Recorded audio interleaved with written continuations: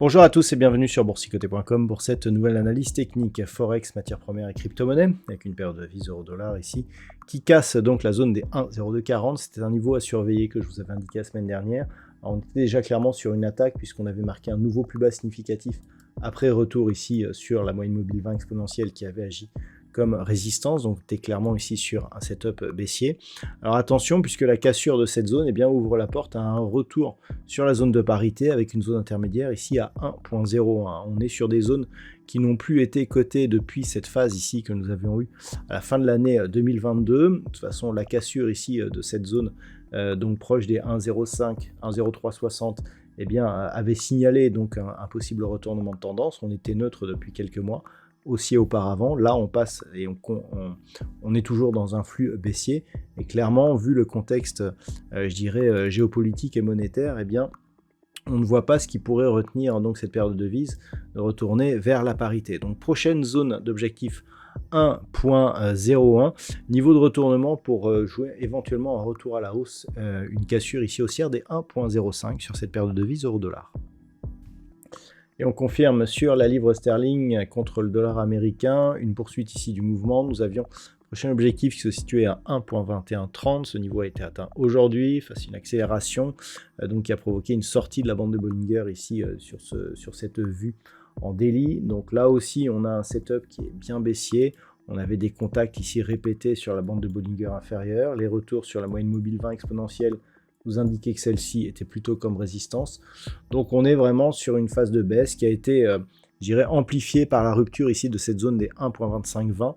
Et donc clairement, sous 1.2180, on va se rapprocher là aussi de niveaux assez sensibles, puisque l'on a en dessous, sous cette zone ici des 1.2130, la zone des 1.20 qui est une zone majeure et historique sur cette paire de devises.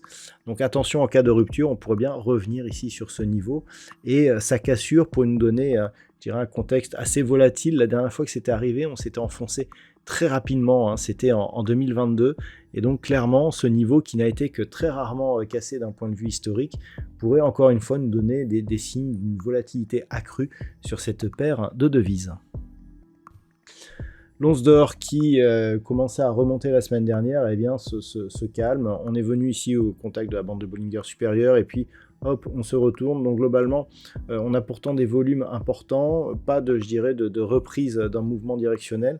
On est toujours ici dans un range entre 2720 et grossièrement 2600 $ l'once. Donc c'est toujours neutre d'un point de vue court terme, dans une tendance qui d'un point de vue moyen terme reste orientée à la hausse, puisqu'après cette forte hausse, on n'a eu que très peu de phases de consolidation.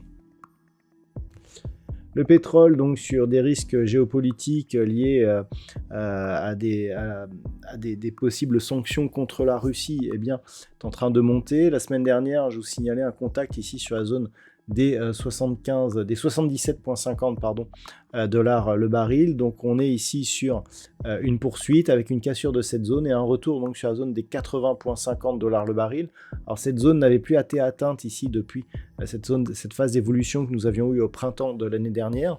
Le fait déjà que l'on casse la zone ici des 77,50 nous donne un signal plutôt haussier, puisque cette zone, lors des deux précédents contacts, elle s'était vraiment imposée comme zone de résistance majeure. Donc là, le fait que l'on casse après un test la semaine dernière est un signal positif.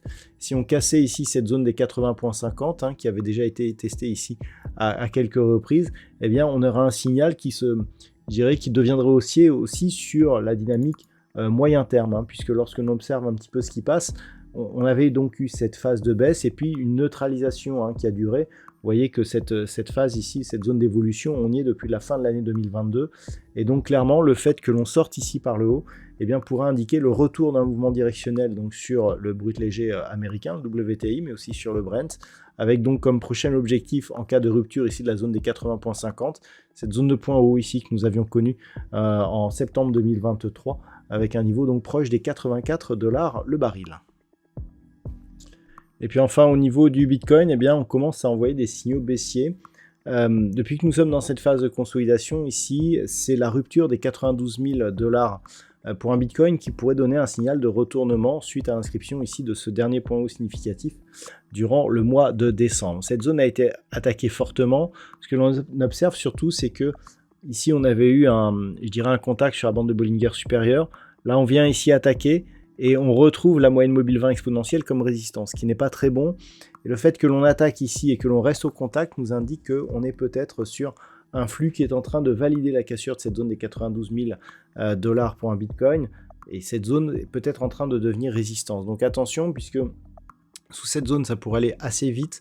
On a des objectifs d'un point de vue moyen terme qui se situent au niveau des 77 800 $ pour un Bitcoin. On a une zone ici qui était liée à une extension de Fibonacci à 89 105 $ pour un Bitcoin. Clairement, on est en train ici de valider la fin du Trump trade.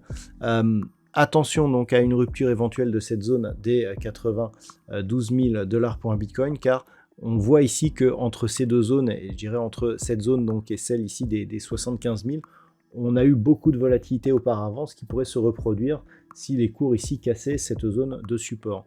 Donc attention ici à une éventuelle rupture.